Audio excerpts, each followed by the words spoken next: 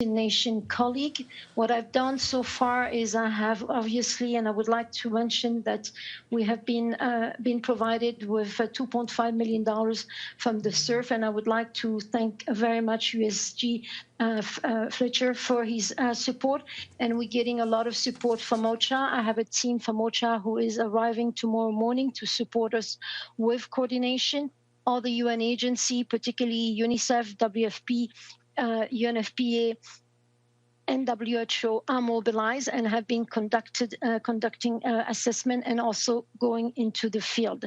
WFP has been able to provide mobilize trucks, provide equipment, generator, but also food. So those are the initial activity undertaken. In addition to the SURF funding that we have received, the Swiss government has generously given us $1 million.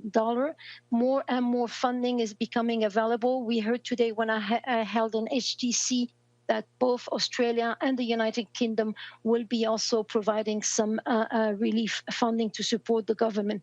The government has established a relief fund, and already the World Bank, India, China, and the US have committed to pledge $229 million to support. So I think I'll stop there, and I'm happy to take any questions that you may have. Thank you very much. We'll start, Noreen, please. Thank you very much, Madam. My name is Noreen Hussein with IPS News. I have two questions I'd like to start with. You've mentioned that over 900 people are missing now. Can you just tell us among those, how many are children? And you've also mentioned that among those missing, over 517 are nationals from foreign countries. Can you tell us the countries that they that are from? Thank you. Thank you. Go ahead, please. Okay. So far in terms of the 910 people, we don't have the exact number whether they were children, but so far no indication of that. However, I do want to underline that the area has an average of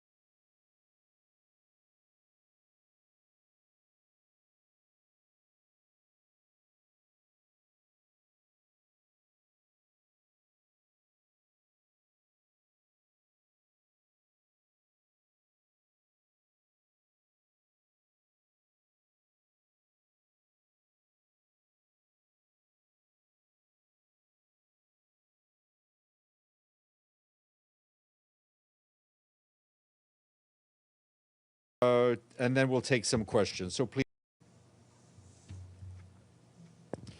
Thank you very much, madam. My name is Noreen Hussein with IPS News. I have two questions I'd like to start with. You've mentioned that over 900 people are missing now. Can you just tell us among those, how many are children? And you've also mentioned that among those missing, over 517 are nationals from foreign countries. Can you tell us the countries that they that are from? Thank you. Thank you. Go ahead, please. Okay.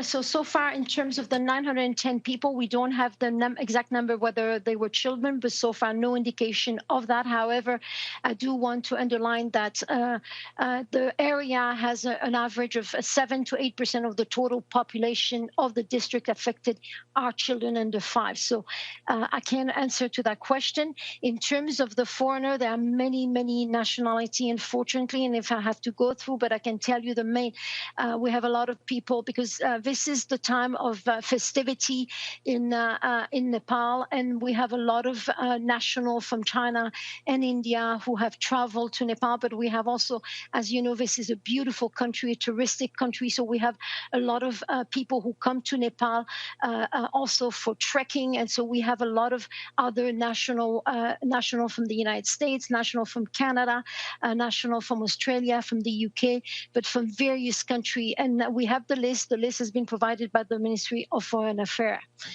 So I think this list should be will be probably shared, but the list is really long in terms of the different nationality. This is all what I can tell you. Thank you. Thank you, Mariam. Then Minlu. Thank you, and thanks for this briefing.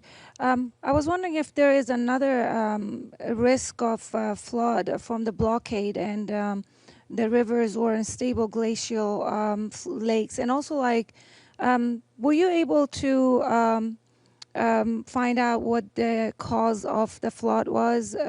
Some scientists are saying it's the climate change. Do you agree with that? Thank you.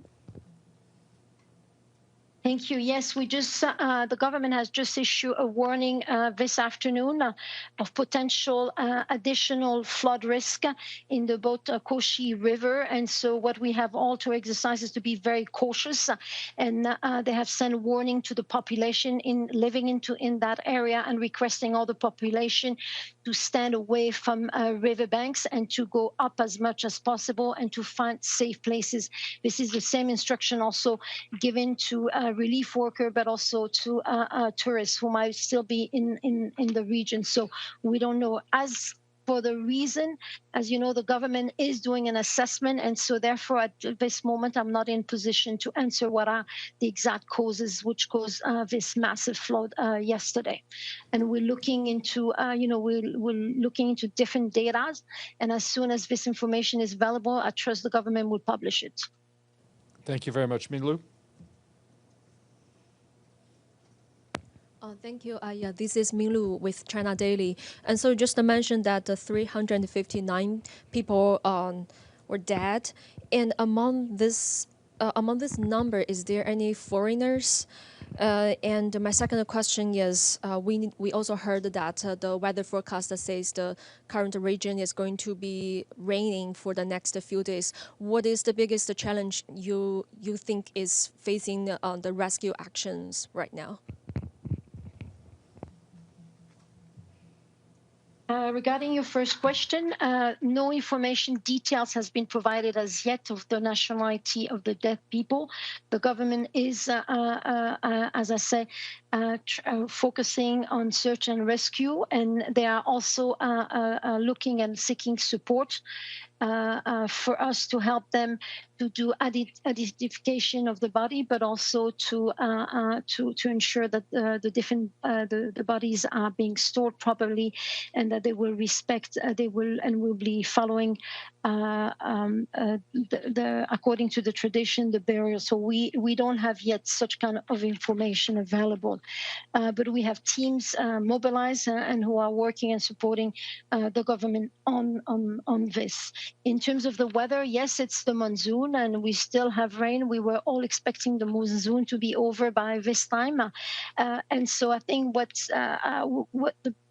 we usually have, and we've been having since the past 3 months, is a lot of landslides. So this is likely to happen if we have, if the rain continues. So this is part of the regular, monsoon season and the consequences. And then you probably will have more roadblocks if you have landslides. So those are the standard, if you want, impact we observe throughout the monsoon season in Nepal. Thank you. Taoshu, then Edie. Thank you. This is Tao Xu with China Central Television. So China has said it is close communication and coordination with the Nepal on the search and rescue effort, and is ready to provide emergency assistance based on Nepal's needs. Is the United Nations coordinating with China on the response? And what was the most needed on the ground right now? Okay, yes, indeed. As I said, many countries are supporting the government of Nepal. The government of Nepal is coordinating all the support. We, United Nations, of course, we are in contact with the embassy here, and we're trying to obviously coordinate as well. But the coordination, there's a coordination mechanism. Tomorrow morning at noon, there will be what we call the cluster. The cluster have been activated by the government, and both the cluster lead, which is the government, and the co-cluster lead, which are headed by United Nations, will be meeting, and we will be to ensure that we understand what are the exact needs that the government is requiring, and also to make sure that there's no duplication, and also to make sure that the aid which will be coming, and it is coming already, there's been aid coming from outside, will be properly distributed. But as I said, at the moment, the big priority is to search and rescue, to conduct an assessment, and to deliver aid as quickly as possible. But again, one of the some of the municipalities most affected, it's going to be extremely difficult to reach those populations. But already the government is thinking the fastest way and the quick way to reach them, to ensure that food aid and other aids is being delivered. So we're looking into different type of different type of technology. But again, there is no yet confirmation. We're waiting for the assessment, and we're waiting to hear further from the government of Nepal. Thank you. Edie? Thank you very much, and a belated thank you on behalf of the United Nations Correspondents Association for doing this briefing. My name is Edith Lederer from the Associated Press. First, I just wanted you to clarify, in terms of coordinating aid, is the UN in charge, or is the government in charge, or is it a dual hat? And secondly, I know this is sort of an awful question to ask, but in terms of these thousands of missing people, is it believed that they are buried under a lot of mud, or could they have been washed down the river? Is there any indication? Thank you. Okay, thank you very much. As I said, the government is on the lead, and the government is coordinating. We have a cluster mechanism which has been activated by the government. And so the government has activated the cluster mechanism from its side. We, the United Nations, have activated the cluster mechanism from our side. And tomorrow at 12 o'clock, there will be a meeting with the inter-ministerial cluster of the government and the cluster which is led by United Nations and partners. So that's on coordination, but I want to reiterate is the government of Nepal, which is leading and coordinating and telling exactly the type of needs, and they're doing the assessment, and based on the need, we are responding. And the leadership is, we have a very strong leadership from the Prime Minister of Nepal. In terms of the 910 people which are reported as missing, I'm not in position to tell you, to provide you detailed information. I think as like you, I have as much as information as what I have seen so far on, through the various videos which were aired. And we will have more information as we are able to have access, but also as the government makes that information available. Thank you very much. Yes, please, in the back. Thank you. My name is Xiang from China's Xinhua News Agency. I'm wondering how this relief work is being carried out. For example, search and rescue. Is there a border, still a border? Can the relief workers travel freely between these two countries? Thank you.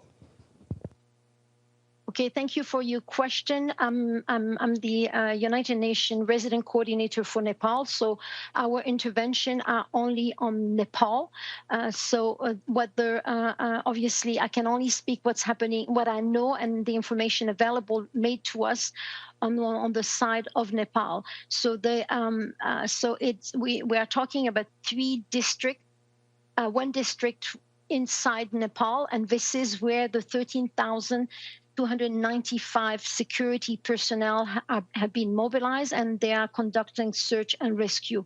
I do not have information what's happening on the other side of the border, as it is not in my prerogative. Thank you.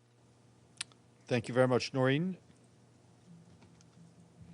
A quick follow-up, ma'am, on you've mentioned in your opening remarks that about 35% of the bridges and roads have been destroyed or completely blocked off due to the landslide. I wondered if you could just tell us about what are the routes that the teams on the ground are using to reach the affected communities. Okay, so far, so you have 1 municipality where, it's impossible to reach by road, and all the aid is being delivered by the government by helicopter. So that's one area. So what we are able to do, we can travel to some of those municipalities, but the most hit municipality, we're not able to reach it using the road or using the bridges because they have fallen apart. However, the government will be deploying belly bridges. As you know, those are temporary bridges, and we understand that some member states have made those available. We will be also looking ourselves.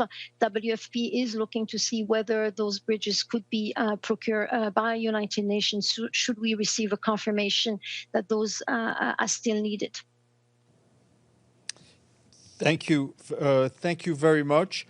I think we're out of questions. Thank you for all your work. Please send our solidarity with your whole team and especially all the national staff members. And we hope to see you back soon to provide an update. Okay. Thank you very much, Stefan, and thank you to everybody. Have a nice end of the day. Thank you for your support. Bye. 40 seconds.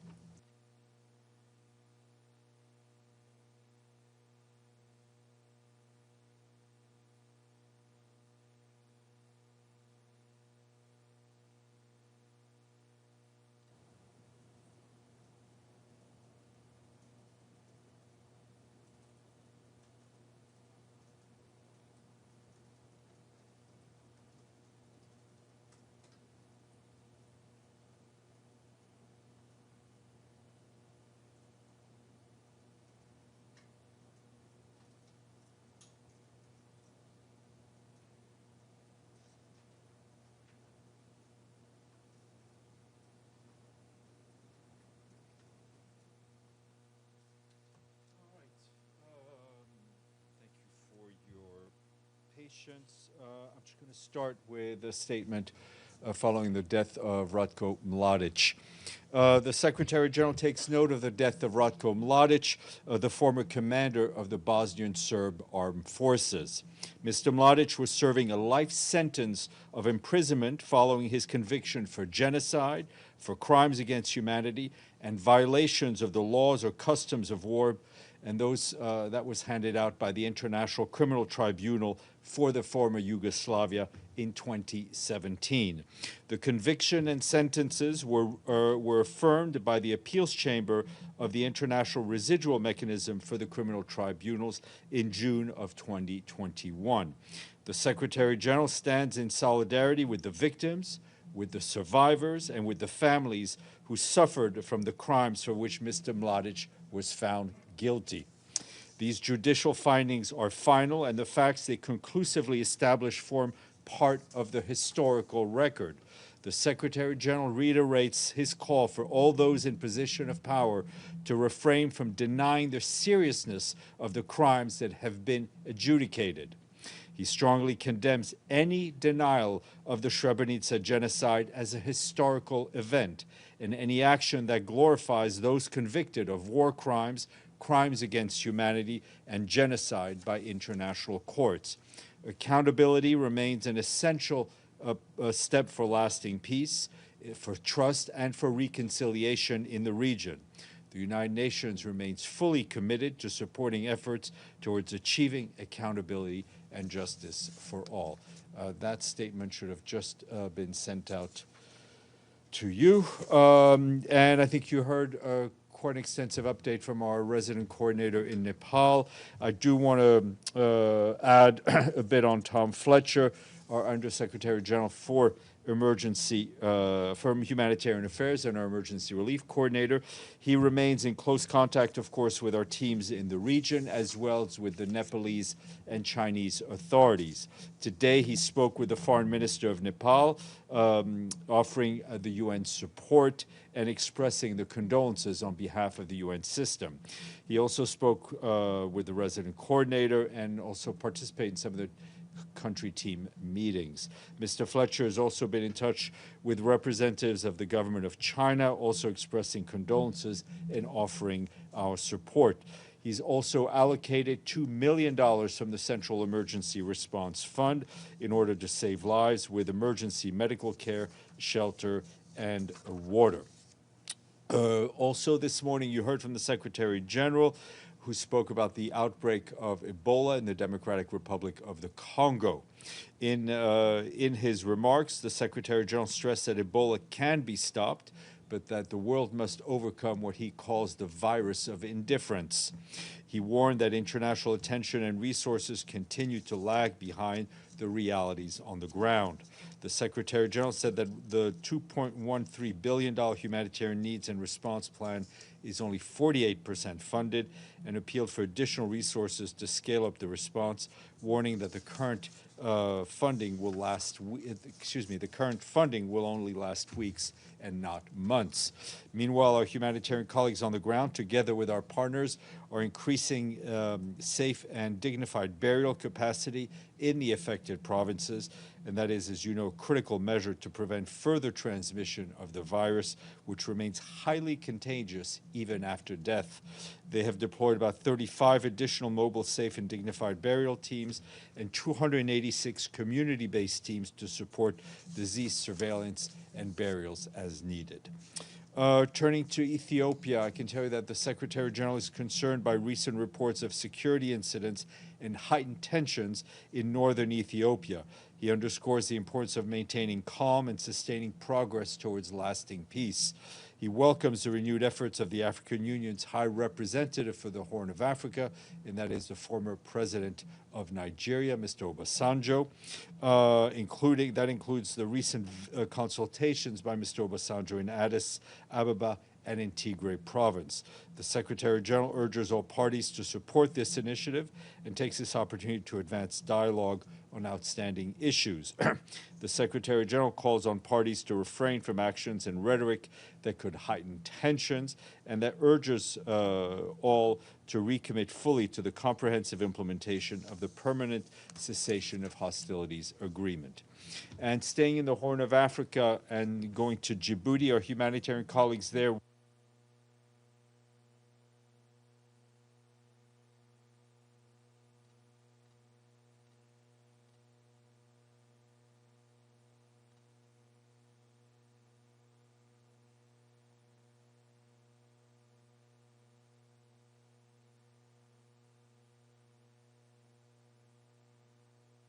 $2 million from the Central Emergency Response Fund to early action and response efforts. The funding will help humanitarians protect the lives and livelihoods of more than 53,000 of the most vulnerable people, including refugees, before the effects of the drought peak. Moving to Lebanon, our humanitarian and peacekeeping colleagues tell us that hostilities in southern Lebanon are continuing to impact civilians and disrupt daily lives for people.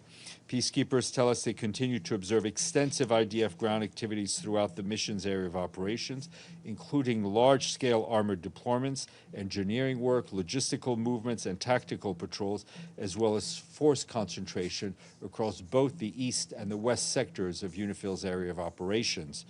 And our humanitarian colleagues say that several airstrikes were reported by local authorities to them across Nabatea Governorate today, while daily strikes and demolitions operations continue to damage home and civilian infrastructure. Our peacekeeping colleagues tell us that between Tuesday and Wednesday this week, they detected 75 airspace violations by drones, fighter aircrafts, and helicopters. They also observed 4 airstrikes in the vicinity of Al-Mansouri in Sector West, and airstrikes in Der Mimas municipality in northeast of Khiam in Sector East. And OCHA also says that in Deri Mimas municipality, Lebanese civil defense personnel were reportedly forced to withdraw while responding to a fire after coming under fire. Peacekeepers also observed several instances of IDF tanks firing rounds and machine guns burst into both sectors. On Tuesdays, peacekeepers discovered a partially buried rocket southeast of Eit Taib in Sector East that was assessed to be a Katusha-type rocket.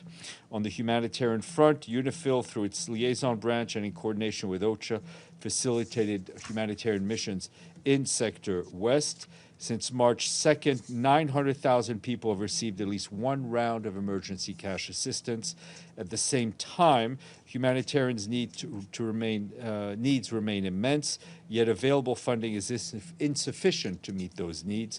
The 6-month flash appeal, which requires nearly $640 million to support people impacted by the escalation of the fighting, is due to end in end in just 4 days, and remains only half funded. We call for full respect for international humanitarian law, the protection of civilians, the protection of civilian infrastructure, the protection of humanitarian and aid workers, as well as our peacekeepers, while stressing that sustained humanitarian support is essential to meet the needs of communities affected by the ongoing hostilities. And turning to the occupied Palestinian territory, our colleagues at OCHA tell us that humanitarians continue to provide life-saving assistance to civilians in Gaza, despite the ongoing insecurity and the restrictions. Yesterday, we and our partners collected hundreds of pallets of supplies from Karim Shalom crossing, including fruit, vegetables, and other food, as well as adult diapers, school supplies, and fuel. Also yesterday, the World Food Program reported that so far this month in Gaza, 3/4 of households face difficulties in accessing markets, mainly because of cash shortages and because of basic food items are expensive. Most food items cost significantly more than they did prior to the escalation of hostilities in 2023. About 1 in 5 families reported they were eating 1 meal a day. Families are living hand to mouth, with 50% having been reported that they are completely ran out of food at least once during the past month. In response, our partners have provided food parcels, wheat flours to more than 600,000 people as part of their August distribution cycle.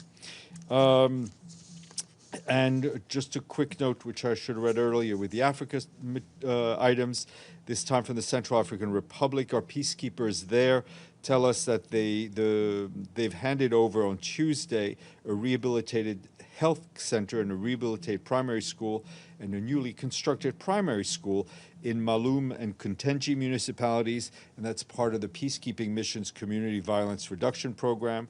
These initiatives aim to strengthen social cohesion, support peace process, and deliver tangible peace and dividends to local communities. Up to 450 people are expected to benefit from these infrastructures.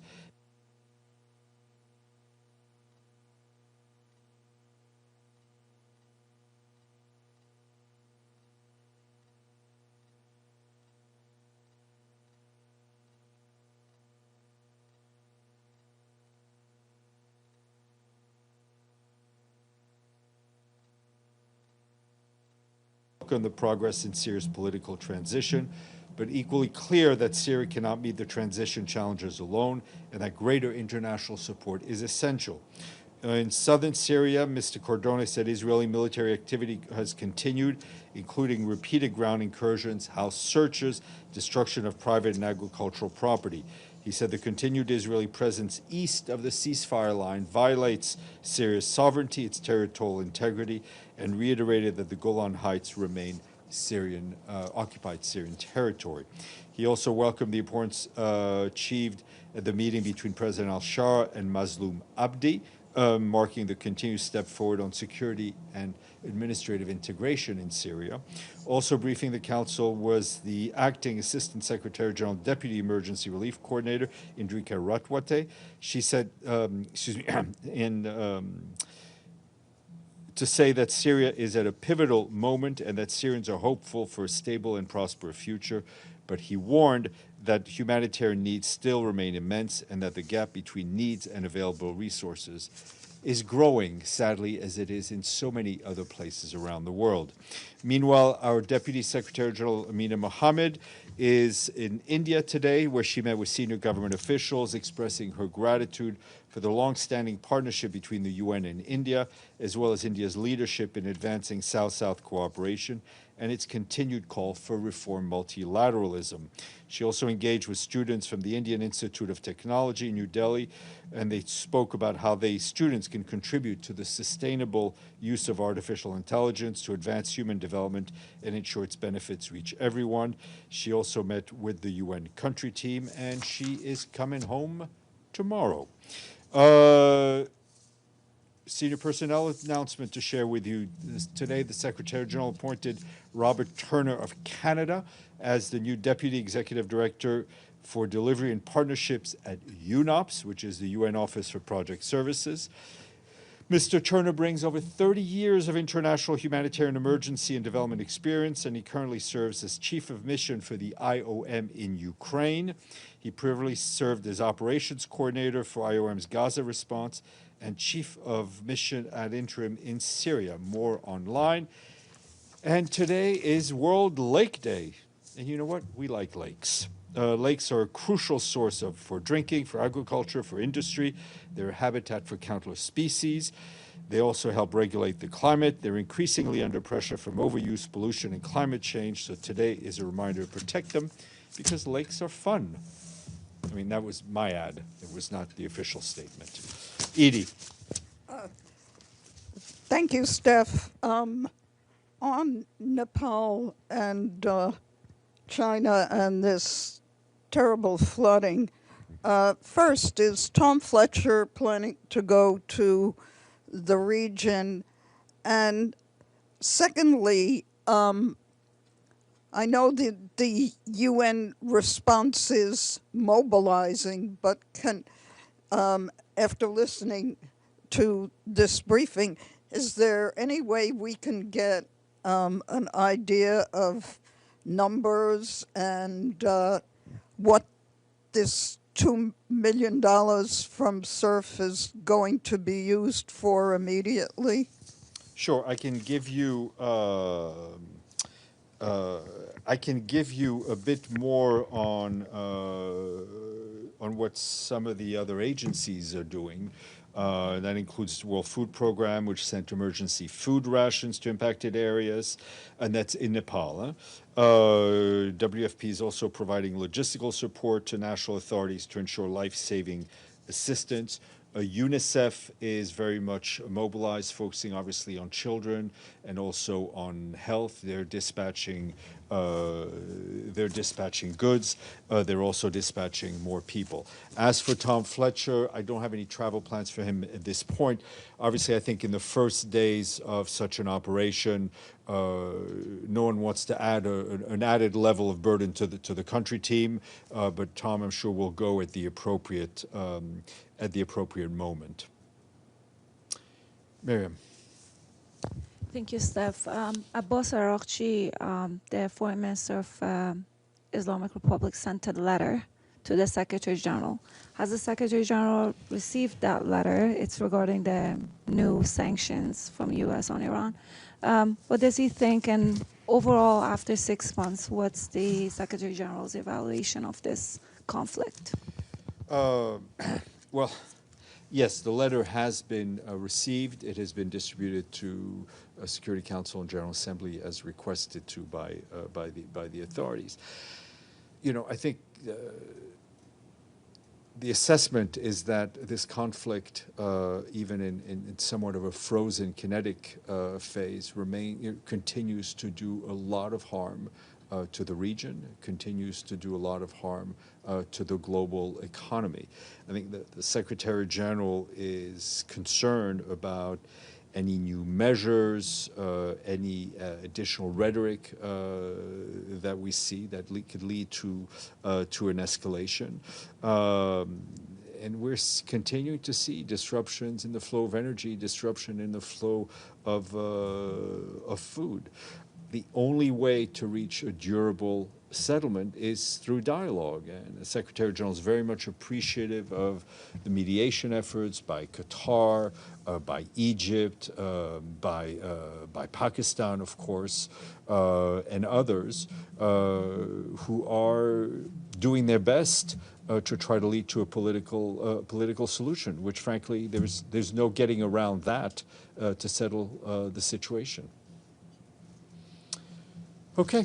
I don't see any questions online or offline or in person or through robots or anything else. So we shall end this